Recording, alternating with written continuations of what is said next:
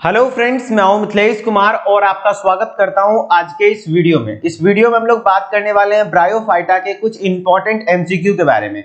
आपको बता दें कि आपके एग्जाम के लिए जो आपका डी फार्मा एंट्रेंस एग्जाम है उसमें ब्रायोफाइटा से कम हर साल 1 से 2 क्वेश्चन देखने को मिलता है। तो आपको बहुत अच्छे तरीके से मैं कुछ अच्छे क्वेश्चंस करवाने वाला हूं और अच्छे डायग्राम के साथ एनसीईआरटी बेस्ड क्वेश्चन करवाऊंगा और आपको बहुत अच्छे से समझाऊंगा भी। ठीक है, तो आप वीडियो में लास्ट तक बने रहिएगा, तभी सारी चीजें आपको समझ में आएंगी। ठीक है, चलिए हम लोग स्टार्ट करते हैं। सबसे पहला क्वेश्चन हमारा क्या है? Root like, leaf like and stem like structures are present in. Root like, leaf like and stem like structures are present in. बताइए किसमें? ब्रायोफाइट्स में, टेरिडोफाइट्स में, जिम्नोस्पर्म में या फिर दोनों में? ए और बी दोनों में। तो इसका मतलब क्या कह रहा है कि root like, leaf like and stem like structure, मतलब रूट है नहीं, लीफ है नहीं, स्टेम है नहीं, उसके जैसा कुछ स्ट्रक्चर है। मतलब true root, true leaf, true stem नहीं होगा, है ना? तो ऐसा किसमें प्रेजेंट होता है? जिसका बॉडी कैसा हो? थैलस हो। जिसका बॉडी कैसा हो? थैलस प्रकार का हो। किस प्रकार का हो? थैलस प्रकार का। अब थैलस कौन सा नया वर्ड है? तो थैलस का मतलब होता है वैसा प्लांट बॉडी जिसमें कि रूट, लीफ और स्टेम, रूट लीफ और स्टेम का पता ना चले, रूट लीफ और स्टेम नहीं पाया जाता हो, वैसे बॉडी को हम लोग थैलस कहते हैं और वैसे ग्रुप को थैलोफाइटा कहते हैं। तो उसके अंदर जो जो आता है उसमें उसका बॉडी थैलस टाइप का होता है। जैसे कि आपको एग्जांपल में बता देता हूं, एल्गी और ब्रायोफाइट, एल्गी और ब्रायोफाइटा आपका क्या आता है? थैलोफाइट्स के अंतर्गत आता है। तो आपका इस दोनों का प्लांट ऐसा होता है जिसमें कि आपको जड़ रूट का पता नहीं चलता है। जैसे कि आप एग्जांपल देख सकते हैं, ये ब्रायोफाइट का लीवर वर्ड का एक एग्जांपल है मर्केंसिया। जैसे कि ब्रायोफाइट को 2 क्लास में बांटा गया है, एक लीवर वर्ड और दूसरा मोजेस। उसमें लीवर वर्ड का एक एग्जांपल है मर्केंसिया, जिसमें कि आपको दिख रहा होगा ये राइजोइड टाइप का छोटा सा महीन से स्ट्रक्चर, तो उसको राइजोइड कहते हैं, रूट नहीं कहते। रूट के जैसा स्ट्रक्चर है। ये लग रहा होगा आपको लीफ है, लेकिन लीफ नहीं है, इसका मेन प्लांट बॉडी है ये। फिर समझ रहे ना, ये फ्लावर लग रहा होगा लेकिन एक्चुअली में फ्लावर नहीं है, ये फीमेल सेक्स ऑर्गन है। तो क्या कहते हैं, तो इस तरीके से आप समझ सकते हैं कि यहाँ पे ट्रू रूट, ट्रू लीफ नहीं होता है। ठीक है, तो एल्गी और ब्रायोफाइटा में root like, leaf like and stem like structures पाए जाते हैं। ठीक है, तो आपका यहाँ पे एल्गी तो ऑप्शन है नहीं, तो ऑप्शन में है ब्रायोफाइटा, तो आंसर क्या हो जाएगा? ब्रायोफाइटा। क्लियर हो गया? चलिए नेक्स्ट क्वेश्चन पे आते हैं। नेक्स्ट क्वेश्चन है, independent sporophyte is not found in. Independent sporophyte किसमें नहीं पाया जाता है? तो बहुत बच्चों को कंफ्यूजन होता है गैमेटोफाइट और स्पोरोफाइट में। तो मैं आज आपको बता देता हूं कि 2 को याद रखिएगा। देखिए, पूरा प्लांट किंगडम कितने फाइलम से बना हुआ है? 5 फाइलम से। कौन कौन सा? पहला बताइए। तो पहला होता है एल्गी, दूसरा ब्रायोफाइटा, दूसरा क्या? ब्रायोफाइटा, तीसरा टेरिडोफाइटा और चौथा क्या होता है? जिम्नोस्पर्म, चौथा जिम्नोस्पर्म और पांचवा क्या हो जाएगा? एंजियोस्पर्म, पांचवा क्या हो जाएगा? एंजियोस्पर्म। ठीक है, तो इस तरीके से जैसे जैसे क्या कहते हैं आप नीचे आते गए, मतलब वो क्या हुआ कि कॉम्प्लेक्स होते गया, हायर होते गया। और याद रखिएगा कि ऑलवेज जो गैमेटोफाइट होता है वो क्या होता है? हैप्लॉइड होता है, और स्पोरोफाइट क्या होता है? डिप्लॉइड होता है। तो जैसे जैसे प्लांट डेवलप किया, एल्गी के बाद जैसे जैसे नाम लेते जा रहे हैं, वो सीक्वेंस में बायोलॉजी में याद रखिएगा, जैसे जैसे हम लोग आगे बढ़ते हैं वैसे वैसे उसका नाम है उतना कॉम्प्लेक्स होते जाता है। सबसे ज्यादा डेवलप कौन? एंजियोस्पर्म। जो जितना ज्यादा डेवलप होगा उसका जो मेन प्लांट बॉडी होगा वो डिप्लॉइड होगा। डिप्लॉइड क्या होता है? स्पोरोफाइट होता है। तो नीचे आते आते स्पोरोफाइट कैरेक्टर बढ़ने लगता है। तो आपको डायरेक्टली याद रखना है मेन प्लांट बॉडी इस दोनों का, किसका? एल्गी और ब्रायोफाइट का जो मेन प्लांट बॉडी होता है वो एल्गी, और मैं आपको दिखा देता हूं। ये देखिए, इस तरीके से आप ध्यान रखेंगे, एल्गी और ब्रायोफाइट का जो मेन प्लांट बॉडी होता है, मेन प्लांट बॉडी, ध्यान से, मेन प्लांट बॉडी क्या होता है?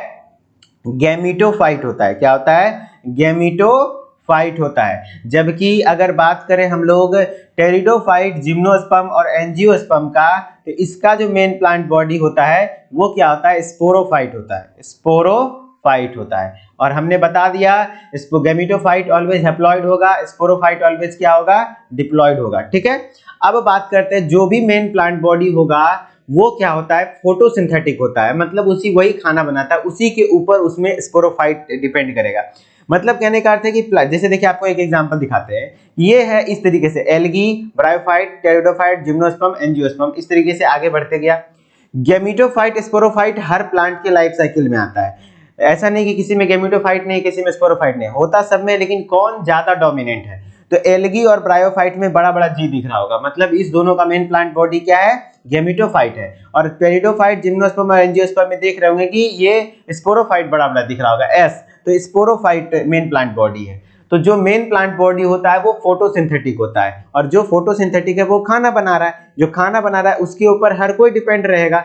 तो मतलब है कि इसमें जो टेरिडोफाइट, जिम्नोस्पर्म, एंजियोस्पर्म है, इसमें जो है ना गैमेटोफाइट स्पोरोफाइट के ऊपर डिपेंडेंट होता है। क्यों? क्योंकि यहाँ पे स्पोरोफाइट मेन प्लांट बॉडी है। इसका मतलब है कि यहाँ पे स्पोरोफाइट क्या होगा? इंडिपेंडेंट होगा, इंडिपेंडेंट होगा। और यहाँ पे कौन इंडिपेंडेंट होगा? एल्गी और ब्रायोफाइट में जो मेन प्लांट बॉडी है वही तो इंडिपेंडेंट होगा, क्योंकि वही खाना बना सकता है। तो यहाँ पे मेन प्लांट बॉडी क्या होगा? गैमेटोफाइट होगा। किसमें किसमें? एल्गी और ब्रायोफाइट में। तो मैं क्या बोल रहा हूँ, देखिए 5 फाइलम है प्लांट किंगडम में, algae, bryophyte, pteridophyte, gymnosperm, angiosperm. उसमें से एल्गी और ब्रायोफाइट जो होता है उसका मेन प्लांट बॉडी गैमेटोफाइट होता है, और टेरिडोफाइट, जिम्नोस्पर्म, एंजियोस्पर्म जो होता है उसका मेन प्लांट बॉडी स्पोरोफाइट होता है। और जो मेन प्लांट बॉडी है वो फोटोसिंथेटिक होता है, यानी खाना बना सकता है, और जो खाना बनाता है उसके ऊपर तो हर कोई डिपेंडेंट होता है, उसके ऊपर निर्भर करता है। तो यहाँ पे जो खाना बनाया वो इंडिपेंडेंट हो गया, उसको किसी का जरूरत ही नहीं है। तो अगर जो पूछे एल्गी और ब्रायोफाइट में इंडिपेंडेंट कौन है, गैमेटोफाइट या स्पोरोफाइट, तो गैमेटोफाइट। और अगर पूछ दे कि टेरिडोफाइट, जिम्नोस्पर्म और एंजियोस्पर्म में कौन इंडिपेंडेंट है, तो जो मेन प्लांट बॉडी होगा वही इंडिपेंडेंट होगा। ठीक है, अब क्वेश्चन देखिए, अब समझ में आएगा। Independent sporophyte not found in, किसमें इंडिपेंडेंट स्पोरोफाइट नहीं पाया जाता है? तो इंडिपेंडेंट स्पोरोफाइट किसमें होगा? जिसका कि मेन प्लांट बॉडी स्पोरोफाइट होगा। मेन प्लांट बॉडी स्पोरोफाइट किसका होता है? तो लास्ट से तीनों का होता है, नीचे से टेरिडोफाइट, जिम्नोस्पर्म और एंजियोस्पर्म। तो इसमें क्या बोला है? Not found in, independent sporophyte किसमें नहीं पाया जाता है? तो इस दोनों में तो पाया जाता है, तो ऊपर वाला दोनों में नहीं पाया जाता है ना? तो ऊपर वाला दोनों में से कोई एग्जांपल है? देखिए एल्गी या ब्रायोफाइटा, तो जी हाँ, पहला ऑप्शन ही क्या है आपका? ब्रायोफाइटा है। तो आंसर आपका ब्रायोफाइटा चला जाएगा। समझ में आया मैं क्या समझाना चाह रहा हूँ? थोड़ा सा कॉम्प्लेक्स कॉन्सेप्ट है लेकिन समझ में आ जाएगा। फाइनली मैं एक बार रिकॉल कराता हूँ, ध्यान से सुनिएगा। पूरे प्लांट किंगडम को 5 फाइलम में बांटा गया है, जिसमें से कि आपका नाम है algae, bryophyta, pteridophyta, gymnosperm, angiosperm. और शुरुआती जो एल्गी और ब्रायोफाइटा है उसका मेन प्लांट बॉडी गैमेटोफाइट होता है, और उसमें जो मेन प्लांट बॉडी होगा वही इंडिपेंडेंट होगा। क्यों? क्योंकि वो क्या होता है? फोटोसिंथेटिक होता है, यानी वो खाना खुद का बना सकता है। ठीक है, तो मेन प्लांट बॉडी जो एल्गी और ब्रायोफाइट का है वो क्या है? गैमेटोफाइट है, और उसमें इंडिपेंडेंट भी कौन होगा? गैमेटोफाइट होगा। ठीक है, अब बात करते हैं नीचे 3 टेरिडोफाइट, जिम्नोस्पर्म और एंजियोस्पर्म में जो मेन प्लांट बॉडी होगा वो स्पोरोफाइट होगा, और इंडिपेंडेंट भी कौन होगा? स्पोरोफाइट होगा, क्योंकि मेन प्लांट बॉडी है। और खाना भी कौन बना सकता है? स्पोरोफाइट। क्यों? क्योंकि मेन प्लांट बॉडी है, जो मेन प्लांट बॉडी होता है वही इंडिपेंडेंट होता है, वही खाना बना सकता है। ठीक, अब जनरली क्वेश्चन इस तरीके से आ सकता है किसमें कौन सा इंडिपेंडेंट है, कौन सा नहीं है, तो आपको दिमाग खोल के रखना पड़ेगा। Independent sporophyte not found in, किसमें नहीं पाया जाएगा? तो जिसमें इस तीनों में पाया जाएगा, इस दोनों में नहीं पाया जाएगा। इस दोनों में से कोई एक को ऑप्शन में मिल जाए उसमें टिक कर दीजिए। ठीक है, इस तरीके से समझना है। और अगर आपको जैसे कि जो पेड क्लासेस के स्टूडेंट हैं उनको तो बहुत अच्छे से समझ में आ रहा होगा। ठीक है, और एमसीक्यू लेक्चर्स हम लोग यूट्यूब पे भी बच्चों को प्रोवाइड करते हैं। तो अगर आपको नहीं समझ में आ रहा है तो बायोलॉजी में कुछ इसी लेवल के क्वेश्चन याद रखिए आते हैं आपके एग्जाम में। अगर कोई 1 लाइनर क्वेश्चन हल्का हल्का करवा रहा है ना, तो वो आपको बेवकूफ बना रहा है, वैसा क्वेश्चन नहीं आता। अगर बायोलॉजी में आपको स्कोर करना है तो इस टाइप के कंटेंट आपको पढ़ने होंगे। और अगर नहीं समझ में आ रहा है तो कोई बात नहीं, आप हमारे उदित फार्मेसी एप्लीकेशन ऐप के डी फार्मा एंट्रेंस एग्जाम को परचेज कर लीजिए बहुत कम प्राइस में, मात्र 499 में, जिसमें कि बायोलॉजी हम लोग कंप्लीटली पढ़ा रहे हैं। ठीक है, और फिजिक्स केमिस्ट्री कुछ बच्चे ऐसे भी कर रहे हैं ना कि क्या कहते हैं, कुछ बच्चे कमेंट भी कर रहे हैं कि सर ये तो फिजिक्स भी पढ़ा रहे हैं, वो केमिस्ट्री भी पढ़ा रहे हैं। अगर आप होशियार बच्चे हैं तो आप फिजिक्स केमिस्ट्री उनसे पढ़ लीजिए जब वो फ्री पढ़ा रहे हैं।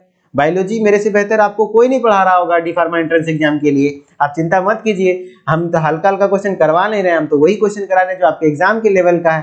ठीक है, तो आप ऐसा होशियार बच्चे हैं ना, तो आपको जहां अभी कंट्रोवर्सी क्रिएट नहीं करना है आपको कि कौन क्या करा रहा है नहीं करा रहा है। मेरा जितना क्षमता है मैं वो करवा रहा हूँ, और कभी भी आपको झूठ बोल के कोर्स में ज्वाइन नहीं करवा रहा हूँ कि आपको मैं फिजिक्स भी पढ़ा दूंगा, केमिस्ट्री भी पढ़ा दूंगा। जी नहीं, मेरा स्ट्रेटेजी यही है कि आपको बायोलॉजी मजबूत करवा दूंगा, और फिजिक्स केमिस्ट्री आप थोड़ा सा यूट्यूब से इधर उधर से पढ़ लेंगे, आपका एग्जाम में सिलेक्शन हो जाएगा। समझ रहे हैं ना? तो इस बात पे फोकस कीजिए। और जो बच्चे ऐसा लिख रहे थे ना कमेंट में कुछ ऐसा वैसा, वो पढ़ते ही नहीं है, वो इतना लेक्चर देखेंगे ही नहीं। अब बोल रहे कुछ पढ़ाया नहीं जा रहा है ऐप पे, कैसे नहीं पढ़ाया जा रहा है भाई? पूरा बायोलॉजी में इतने अच्छे कंटेंट मैं दे रहा हूँ, यहीं से क्वेश्चन आएगा, मैं लिख के देता हूँ। जितना पढ़ा रहा हूँ ना इतना पढ़ लो, इससे बाहर क्वेश्चन नहीं जाएगा। ठीक है, तो उसके लिए टेंशन नहीं लेना है। जो मेरा अच्छा बच्चा है ना, जो एक्चुअली में रिजल्ट चाहता है, वो इस सब में नहीं पड़ेगा भाई। अपना फायदा देखो। अपना फायदा कैसे है? तुम्हारा फायदा कैसे है? तुम्हारा फायदा वैसे है कि जहां जो मिल रहा है वहां से वो ले लिए, झगड़ा करने की जरूरत नहीं है। सबका अपना कैपेसिटी होता है।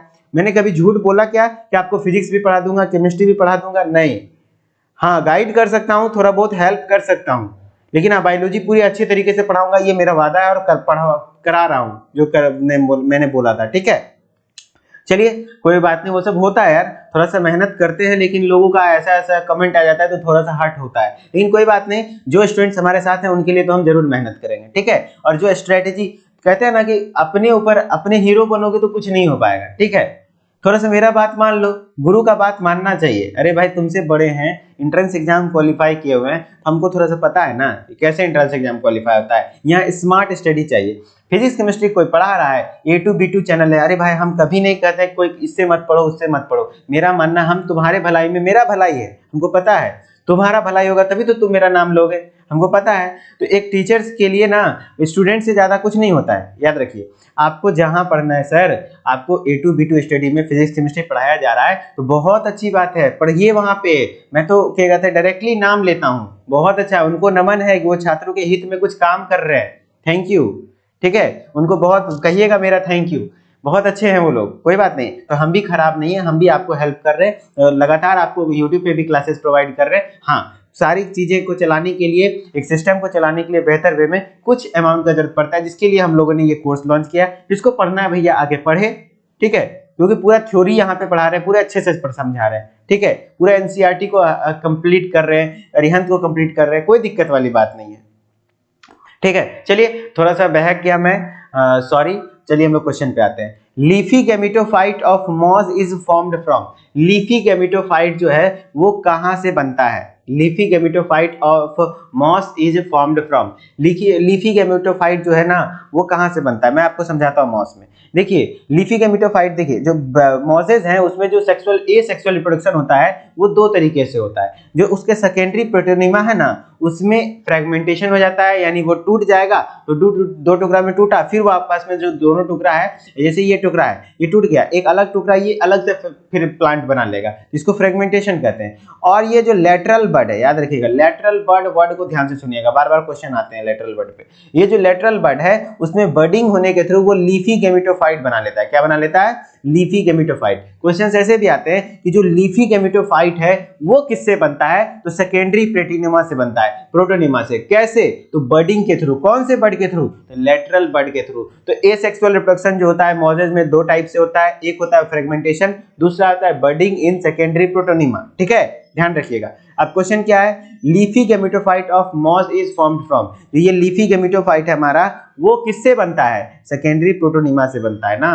तो यहाँ पे आंसर क्या हो जाएगा? सेकेंडरी प्रोटोनिमा है ऑप्शन में, यस। 2 डिग्री, 1 डिग्री मतलब प्राइमरी, 2 डिग्री मतलब सेकेंडरी। ठीक है, तो 2 डिग्री से प्रोटोनिमा। ठीक है, चलिए नेक्स्ट क्वेश्चन हमारा क्या है? Which provides peat that have long been used as fuel. कौन सा ऐसा है इसमें जो कि ऑप्शन में जो कि आपको पिट प्रोवाइड करता है? पिट मतलब होता है नरम कोयला, नरम कोयला प्रोवाइड करता है जो कि आपको एज ए फ्यूल यूज करते हैं, ईंधन के रूप में। कौन सा ऐसा ब्रायोफाइट्स है? मर्केंसिया या फ्यूनेरिया या फिर स्फैग्नम या फिर पॉलीट्रिकम। तो आपका जो स्फैग्नम है, ये हमारा स्फैग्नम है, ये आपका क्या है?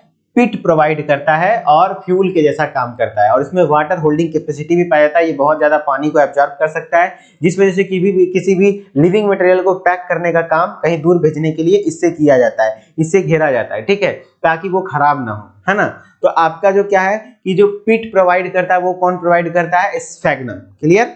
चलिए नेक्स्ट क्वेश्चन है, bryophytes growth in moist and सैडी environment because.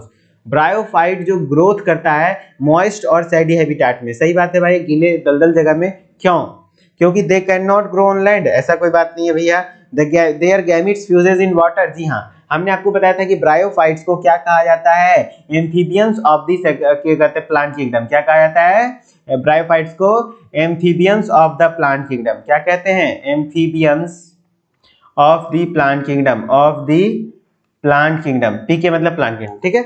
Amphibians करने का मतलब वो जो थल पे भी रह सकता है, जल पे भी रह सकता है, जल में भी रह सकता है। तो इसको जल का जरूरत इसलिए पड़ता है ताकि वो सेक्सुअल रिप्रोडक्शन कर सके। सेक्सुअल रिप्रोडक्शन कहने का मतलब जो गैमीट का ट्रांसफर है ना, गैमीट फ्यूज करता है वाटर में ही, ठीक है। जैसे मेल गैमीट क्या है आपको मैं बताता हूँ। ब्रायोफाइट में जो मेल गैमीट होता है वो एंथेरिजॉइड होता है, और फीमेल गैमीट क्या होता है? एग होता है। एंथेरिजॉइड और एग वाटर में रिलीज होता है, वो दोनों आपस में बाहर में पानी में जाकर के मिलता है। तो गैमीट को फ्यूज होने के लिए वाटर की आवश्यकता होती है, इसीलिए वो नदी के किनारे में दलदल जगह पे पाया जाता है, ठीक है।